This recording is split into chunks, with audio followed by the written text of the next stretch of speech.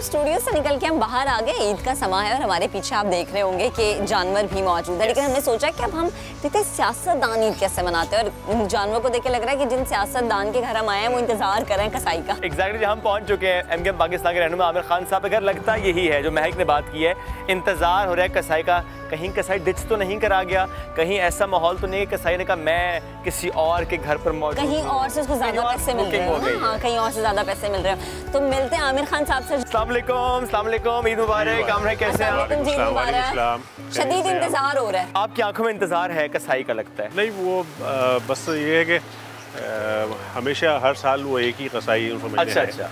और वो आता है, थोड़ा सा लेट हो गया है लेकिन आएगा। अब हमारा कई सालों से अच्छा वो एक ही कसाई हैं, वो आते हैं और बहुत एक्सपर्ट है और 12 बजे बिल्कुल हर चीज़ से फारिग करके चला। ज़बरदस्त। कहीं वो कसाई इतना ख़ास तो नहीं कि तमाम रहनुमाओं के घर वही जाता है?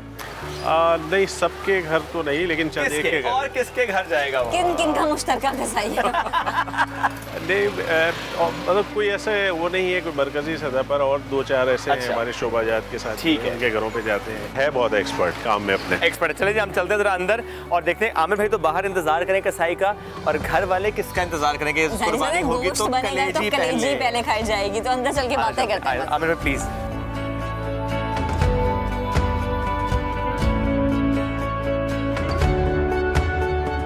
बाहर से आ चुके हैं हम अंदर, और ज़रा देखते हैं कि फैमिली कितना इंतज़ार करे कुर्बानी हो जाए। और उसके बाद सबसे पहले जिस तरह महक ने भी कहा कि कलेजी का इंतज़ार होता है, और चूंकि बात हो रही है आज के सियासी रहनुमा ईद किस तरह से मनाते हैं, सबसे पहले क्या खाते हैं, सबसे पहले क्या खाते हैं, क्या खाना पसंद करते हैं, और बच्चे किस चीज़ का इंतज़ार करते हैं।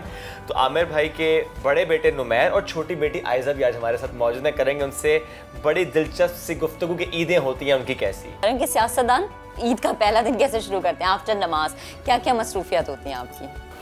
देखिए, सियासतदानों की ईद कोई मुख्तलिफ नहीं होती है मेरा ख्याल, या किसी की होती होगी तो मैं नहीं कह सकता। हम लोग भी आम तौर पे यही करते हैं कि ईद की नमाज़ पढ़ के आके फिर हम इंतज़ार करते हैं थोड़ा सा कि हमारा कसाई आ जाए, और फिर फ़ौरन कसाई आता है तो फिर जानवर की कुर्बानी करते हैं। और क़ुरबानी के बाद जो है वो हर घर में ही तकरीबन सबसे पहले कलेजी पसंद है।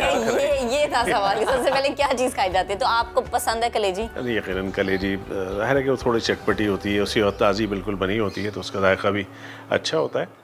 तो सबको ही शौक़ होता है, फिर जितने लोग काम कर रहे हैं वो भी जो कसाई वगैरह हैं सबको ही हम शामिल कर लेते हैं खाने में कि सब साथ मिल के खा लें। तो उसके बाद फिर ज़ाहिर है कि बच्चे भी उसमें सब लगे हुए होते हैं, साथ में मिल के उसके गोश्त की तक़सीम और ये सारा पूरा दिन उसी में तकरीबन गुजर जाता है।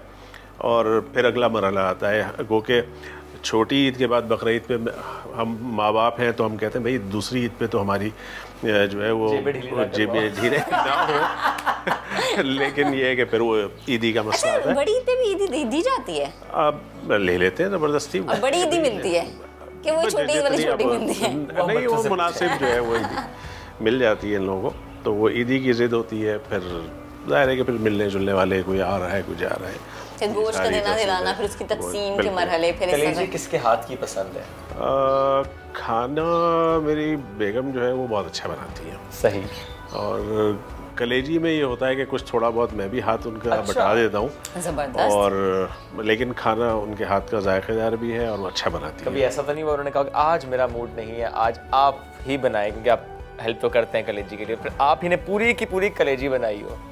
देखिए, ये तो आप जो है ना वो किसी भी घर की सीक्रेट्स मालूम करने में लग गए। अब ये तो मैं नहीं बताऊंगा कि ऐसा मौका कब आया और कब ऐसा मौका कब आया। वैसे मुझे लगता है आया है, यकीनन आया है। यकीनन ऐसा मौका आया है, और मुझे खुद भी थोड़ा सा खाना पकाने का शौक है, तो खाना मैं भी अच्छा जायकेदार बना लेता हूँ। ज़बरदस्त। और हर डिश बना लेता हूँ। किसने सिखाया आमिर भाई आपको खाना बनाना?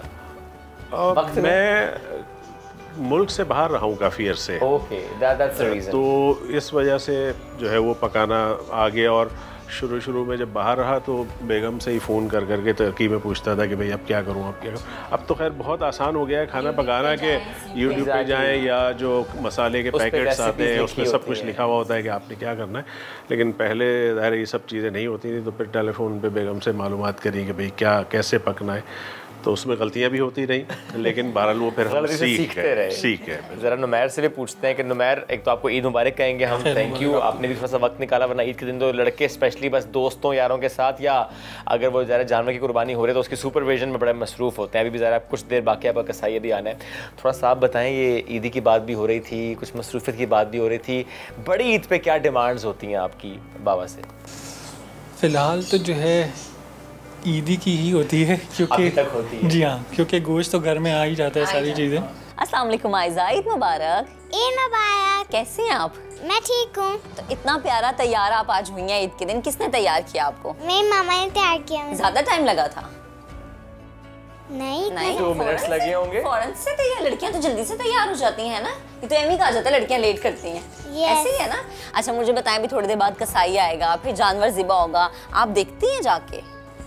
हाँ देखती हूँ मैं, लेकिन थोड़ा सा नर्वस हो जाती हूँ। अच्छा, और थोड़ा दुख होता है कि मेरा इतना प्यारा जानवर है वो ज़िबा हो गया, अब 1 साल बाद फिर मैं किसी जानवर से मिलूंगी, ऐसा होता है?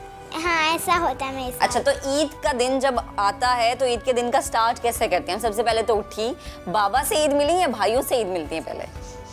पहले मैं अपने बाबा से ईद मिलती हूँ। तो ईदी मिलती है ज़्यादा सारी, सबसे ज़्यादा? सबसे ज़्यादा अब्बू ही देता है। अब्बू ही देते हैं। ऐसा होता है कि आपने अब्बू से कोई कहा, अब्बू इस बार आपने और ज़्यादा ईदी देनी है, होता है ऐसे? हर दफ़ा ऐसे ही होता है। हाँ हर दफा। हर दफ़ा पहले से ज़्यादा चाहिए होती है। और ये भी होता है कि आप भाइयों से कहते हैं देखो अब्बू ने इतनी दी है, आप भी इतनी दे दो। हाँ ऐसे ये मैं भी होता कहती ये ज़रूर होता है, ये ज़रूर होता है। तो तीनों भाई इक्वल दे देते हैं आपको ईदी, या किसी से थोड़ा लड़ना पड़ता है? हूँ, लड़ना पड़ता है। किससे लड़ना पड़ता है? कौन नहीं देता ऐसा कोई ईदी?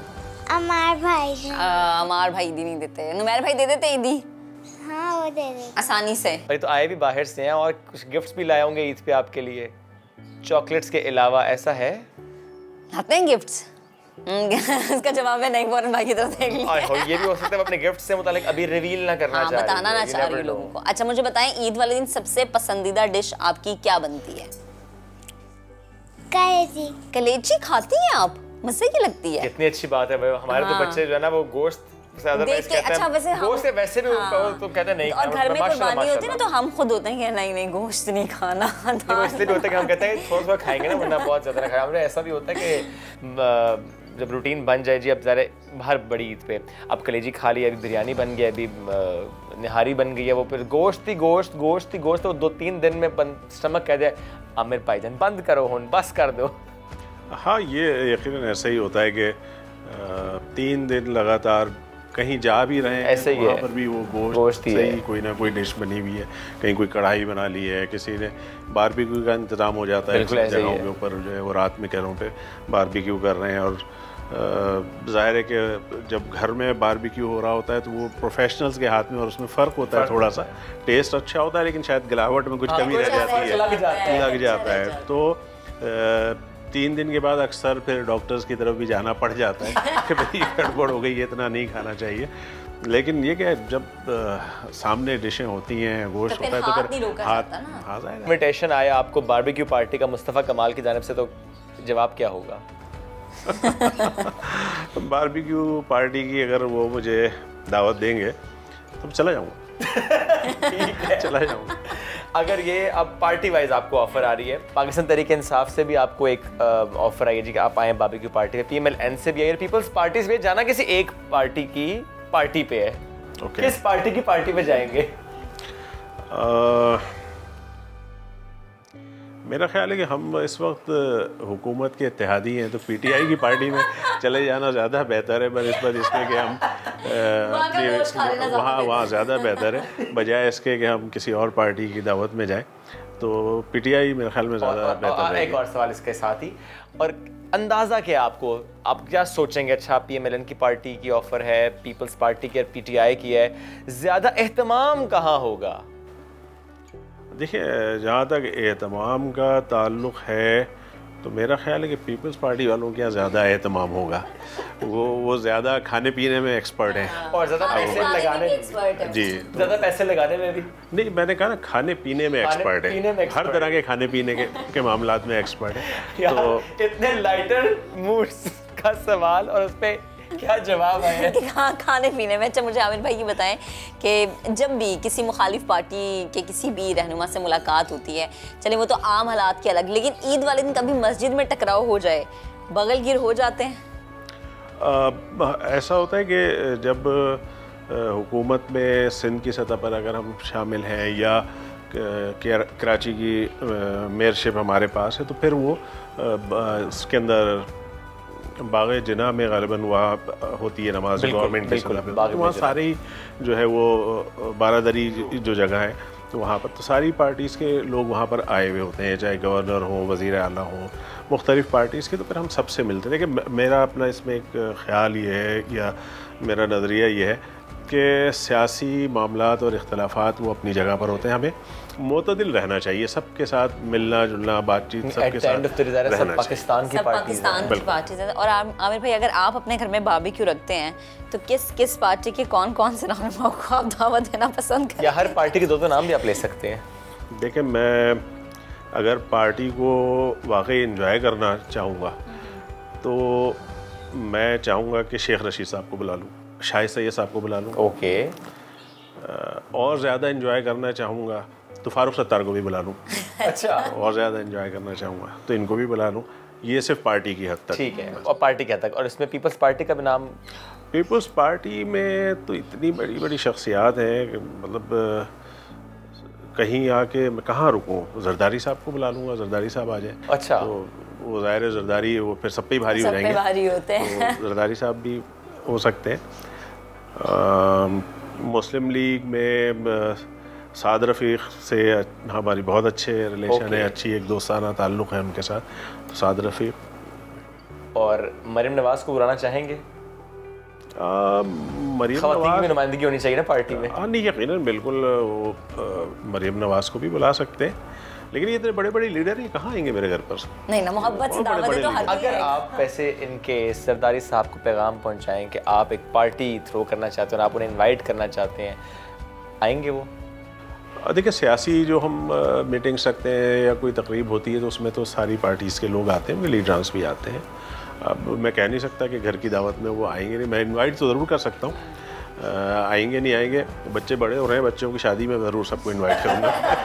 अच्छा नुमैर, मुझे ये बताएं, आप माशाल्लाह दुबई में जॉब कर रहे हैं, ज़ाहिर है पॉलिटिकल एफिलिएशंस होती हैं और ओवरसीज़ पाकिस्तानीज़ की भी पॉलिटिकल एफिलिएशंस होती हैं। बेशक MKM एक इत्तेहादी जमात है पाकिस्तान तहरीक इंसाफ की, बट स्टिल बाय जब पॉलिटिक्स पर डिस्कशन होते जो नहीं जानते कि आप आमिर खान साहब के बेटे हैं, तो ऐसी कभी डिस्कशन या डिबेट होती है कि MKM के ख़िलाफ़ कोई बंदा बड़ा जो ना गुफ्तगू कर रहा हो और आपको ऐसे जब्त करके बैठना पड़ा? या कभी कभार ऐसा होता है ना कि पीछे आप कुर्सी बैठे हो, सामने कोई बंदा है बुराई कर रहा और फिर हंसी आ रही हो कि यार ये हमारे ही घर की पार्टी की बुराई कर रहा है? ऐसे होता है जी, अक्सर ऐसी बहस हो जाती है दोस्तों के साथ, और तो मैं बस उनको यही समझाने की कोशिश करता हूँ कि आप पहले स्ट्रगल देखें, आप पहले हिस्ट्री पढ़ें, उसके बाद जो है कोई भी नेगेटिव कमेंट पास करें, क्योंकि सोशल मीडिया आजकल इतना पावरफुल है कि कोई भी एक मैसेज देके किसी भी तरह का परसेप्शन क्रिएट कर सकता है। ऐसा ही। तो बस उसमें थोड़ी सी एहतियात करें, क्योंकि बहुत सारे लोगों की इज्जत की बात होती है, बहुत साल लगाए होते हैं उन्होंने करियर बना, अब बहुत स्ट्रगल की होती है कि किसी भी मकाम पर। एग्जैक्टली। कभी आपके वालिद साहब से मुताल्लिक़ किसी ने कोई बात की हो आपके सामने? अब्बू को बहुत सारे लोगों ने टीवी पे देखा नहीं है एक्चुअली, अब आहिस्ता आहिस्ता आना शुरू हुए हैं टीवी के ऊपर, क्योंकि अब्बू ने हमेशा अवॉइड उन्हें फोर्स करते हैं तो वो आ जाते हैं, वरना वो भी हमें बताने के ही चक्कर में। जी हाँ, ये तो हम पहुंच गए। जी हाँ, तो ख़ास तौर से अब्बू से रिलेटेड नहीं, लेकिन ऑफ कोर्स पार्टी। जी हाँ। तो आपने नुमैर कभी सोचा कि आप पॉलिटिक्स में आए या पॉलिटिक्स ज्वाइन करें, या अब्बा को कोई मशवरा दिया हो कि नहीं अब्बा ऐसे नहीं ऐसे भी हो सकता है? नहीं। ये इतना रिजिड नहीं क्यों? बस इंटरेस्ट नहीं है। आमिर भाई, ईदी तो आप दे देते हैं, कभी किसी ने ईदी दी है आपको? दी है, लेकिन कितनी दी है? कितनी दी थी? नहीं, मुझे 10-10 हज़ार रुपए भी मिली उस ज़माने में। ये थी किस सन में मिली थी आखिरी बारी भी? मेरा ख्याल है 89-88 में, मेरा ख्याल है 32 साल पहले। जी, 32 साल। 32 साल पहले आपको आखिरी बार किसी सियासी रहनुमा से ईदी मिली? जी जी बिल्कुल ऐसे। और उस वक्त 10,000। 10,000। बड़ी बात है, मतलब कितनी 10 साल होती है, बहुत 10,000। अभी तो कोई हमें 10,000 दे, तुम कहते हैं बस 10,000, ये नहीं, मैं तुम्हें नहीं कहूँगा कि अगर तुम मुझे 10,000 रुपए दोगी, मैं तुम्हें नहीं कहूँगा। नहीं, मैं मियाँ की बात कर रही थी, जब मुझे मैं उनसे कहती बस 10,000। अब समझ आ गई कि हम नाम नहीं लेंगे उनका। जाहिर सी बात है, वो हालात और सूरत हाल तब्दील हो चुकी है और आपके चैनल्स की भी कुछ पाबंदियाँ हैं, तो नाम नहीं ले सकते। चले, और ना लेने में ही बेहतरी है। उसके अलावा मैं अपने बड़े भाई से ईदी लेता हूँ, बल्कि मांग के लेता हूँ। अभी भी? अभी भी लेता हूँ। अभी भी? जी बिल्कुल लेता हूँ। वाओ। एक जब तक वाले साहब जिंदा थे, वालिदैन, तो उनसे ईदी मिलती थी। अब बड़े भाई से ईदी लेने में एक एहसास होता है कि कोई मेरा बड़ा मौजूद है और मैं किसी से मांग सकता हूँ। तो इस वजह से मैं जानबूझ के उनसे बोल के लेता हूँ कि भाई मुझे ईदी चाहिए। और ज़रा बड़े भाई से लेने का मतलब ये है कि जैसे वालिद आपको ईदी दे रहे हैं, बड़ा भाई तो बिल्कुल वालिद के मालिक होता है, तो वो बड़ा ही खूबसूरत एहसास है कि it's not about money, it's about the love and the affection that you get from that note. अच्छा, मुझे ये बताएं आमिर भाई कि बचपन में जरा आपको लेके जाते हैं, बचपन में आपकी बड़ी ईद कैसे गुजरती थी? शौक था जानवरों को देखने का, खरीदने का, गली मोहल्ले में जैसे अभी भी बच्चे फिरते हैं, फलाने का जानवर देख के आए, बड़ा अच्छा है, ऐसा ही होता था? बचपन में थोड़ा सा मेरा मामला डिफरेंट रहा, ज़्यादा घूमना फिरना मिलना जुलना नहीं करता था, थोड़ा सा महदूद ही रहता था। लेकिन वालिद साहब जब जाते थे मंडी जानवर लेने के लिए तो उनके साथ ज़रूर जाता था और उसमें ख्वाहिश यही होती थी कि वो लहीम शहीम और बड़ा जानवर हो, खूबसूरत हो, कलर में भी अच्छा हो, और वालिद साहब भी अच्छा जानवर देख कर लेके आते थे। तो उसके बाद ज़ाहिर है कि फिर उसको लेके घुमाना, उसके लिए चारा और उसको डालना, तो ये एक तफरीह होती थी कि भाई अब जो है वो गाय को लिए हुए हैं और गलियों में घूम रहे हैं, तो ये एक और उससे मोहब्बत भी हो जाती थी। ज़ाहिर है कि उनसियत तो हो ही जाती है। और फिर जब कैसा हुआ कि जब जानवर ज़िबा हो तो आप रोए हो? रोए तो नहीं है चूँकि अल्लाह की राह में, लेकिन एक उदासी सी आ जाती है। होते हैं ना, वो बड़े ज़्यादा अटैच हो जाते हैं, फिर वो वाकई रो पड़ते हैं। बिल्कुल ऐसा। कभी खुद जानवर को ज़िबा किया है? कभी गर्दन पे छुरी चलाई? जी जी जी बिल्कुल किया है, हर साल। इवन अभी भी खुद छुरी फेरते हैं? जी बिल्कुल ज़िबा। कुर्बानी चूँकि कि इसमें थोड़ा सा हमारा ज़ाहिर है कि मजहबी एक वो है, फरीज़ा है, तो उसमें कोई वो नहीं है। कभी बेटे को भी कहा कि चलो आज तुम छुरी फेरो? हाँ हाँ। तो नुमैर, आपने कभी छुरी फेरी, खुद जानवर ज़िबा किया? जी मैंने भी एक बार ज़िबा करा है। एक बार किया था? अब्बू ने कहा कि आज ज़रा तुम करो? जी। तो वो सही हो गया था? जी जी अल्हम्दुलिल्लाह। क्योंकि पहली तो वो ना, तो वैसे डर लग रहा है। मूवीज़ एंड ड्रामास देखते हैं, पसंद है? टेलीविज़न कम देख पाता हूँ, लेकिन पिछले साल जब ये कोरोना की वबा फैली, उसके बाद घर पे महदूद होना पड़ा, कम बाहर निकलते थे, एक्टिविटीज़ कम हो गई थी।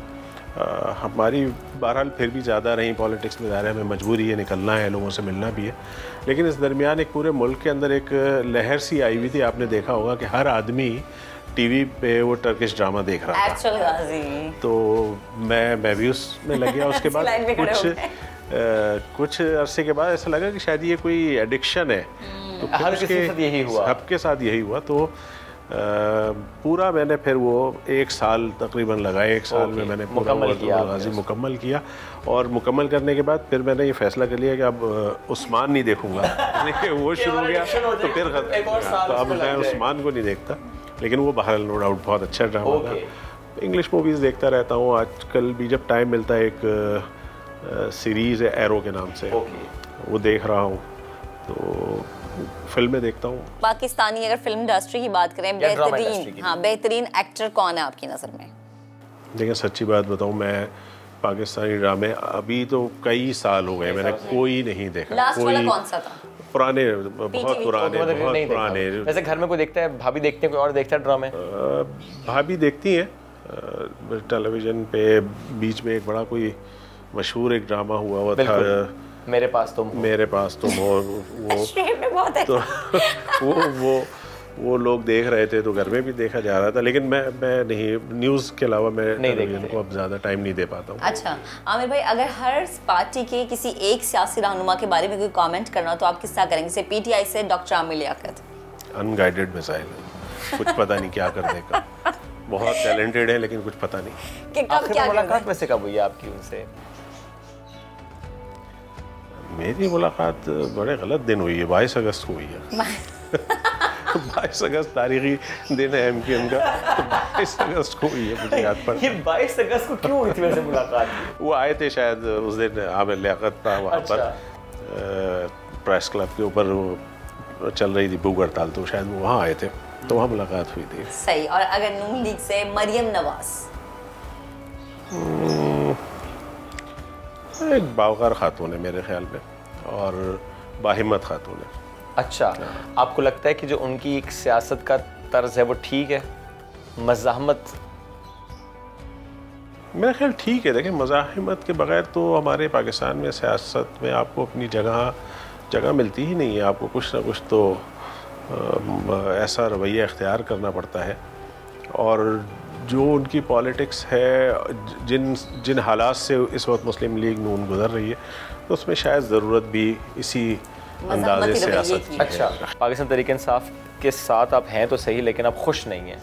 हाँ, मुझे कहने में कोई हर्ज नहीं है कि हम खुश नहीं हैं, और बार बार उनको ये एहसास दिला रहे हैं कि आपको सिंध के शहरी इलाकों की तरफ तवज्जो देनी ये सिर्फ आपकी सोच है, ये पार्टी की सोच है? नहीं, पार्टी की सोच है, पार्टी की सोच है। मुख्तलिफ औकात में हमारे कन्वीनियर गालिब गुल सिद्दीकी, उन्होंने कई दफ़ा ये बात कही है कि हम उनकी नीयत पे हमें शक नहीं है, लेकिन जो उसकी रफ्तार है चीज़ों की, काम की, डेवलपमेंट की, वो इंतहाई मायूस कुन है। ये और इसमें ऐसा भी है कि कुछ ऐसी बातें, कुछ ऐसे वादे जो कि पाकिस्तान तहरीक इंसाफ ने MKM से किए थे, वो पूरे नहीं हुए।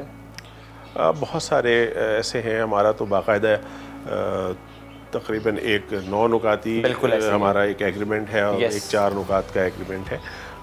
उसमें से कुछ चीज़ों के ऊपर कुछ पेशरफ्त हुई है, लेकिन वो इतनी तेज़ी से नहीं हो रही कि जिसके कुछ नताइज हम इस 5 साल में हासिल कर पाएँ। तो अगर ये रफ्तार ऐसी ही रहती है और उन पॉइंट्स पर काम नहीं होता, स्टिल आप लोग पूरे 5 साल यानी गवर्नमेंट मुकम्मल होने तक PTI के साथ ही बैठे रहेंगे? नहीं, ये डिपेंड करता है कि सियासत में कोई चीज़ हरफ आखिर नहीं है।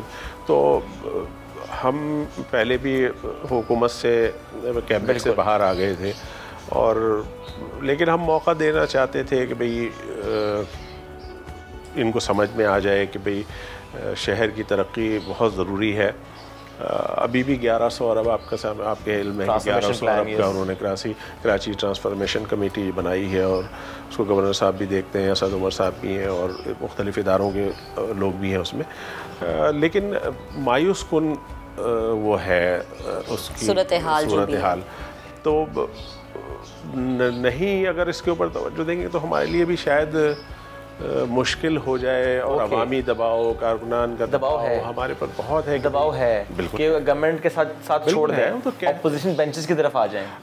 अपोजिशन बेंचेस की तरफ आने वाली बात नहीं हुई। वो ये कहते हैं कि भाई आप, हमारे कारकुनान का, हमारी आवाम का ये दबाव होता है कि आप हुकूमत में बैठे और अगर मसाइल हल नहीं हो रहे तो फिर आप क्यों साथ दे रहे हैं उनका। तो कोई ज़ाती हमारा कोई मसला नहीं है। हमारे जो एग्रीमेंट है वो अगर आप पढ़ेंगे तो बिल्कुल सिर्फ इशू बेस्ड एग्रीमेंट है, और उस पर पेशरफ्त नहीं हो रही। बहुत सुस्त है, बहुत सुस्त रफ्तारी से उसके ऊपर पेशरफ्त। फिर तो नज़र नहीं आ रहा कि आप लोग आगे साथ देंगे।